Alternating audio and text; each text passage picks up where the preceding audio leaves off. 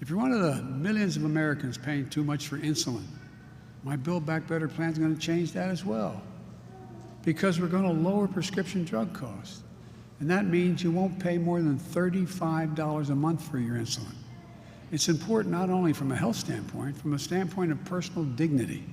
Imagine if you're a parent of one of the 200,000 children in this country with type 1 diabetes needing that insulin. Insulin can cost as much as $1,000 a month. If you can't afford it, it's not only a health risk, but deprives the parent of their dignity.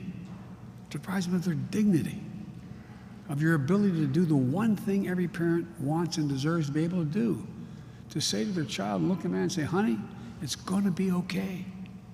Imagine not being able to say that. And by the way, we're not artificially reducing that cost.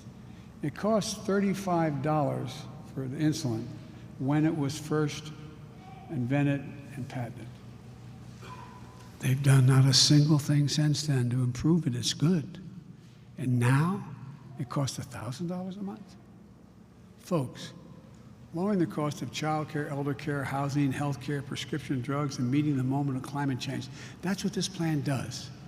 Frankly, I'm surprised that not a single Republican in Congress has joined us in supporting it.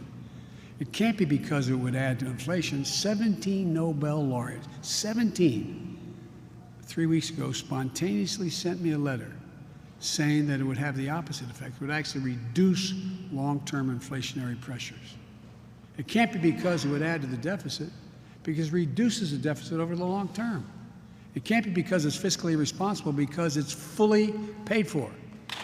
Fully paid for. No one earning less than $400,000 a year will pay a single penny more in federal taxes. 55%. I come from the corporate state of America, Delaware. More corporations are incorporated in Delaware than every other nation in every other state in the nation. And guess what? 55% of the Fortune 500 companies, the largest ones, paid zero in income taxes last year after making $40 billion in profits. I'm a capitalist. If you can make $1 million or $1 billion, have at it.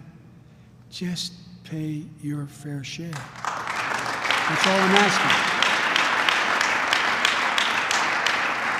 That's why the Build Back Better plan has a minimum tax that makes sure the large profitable corporations start paying their fair share.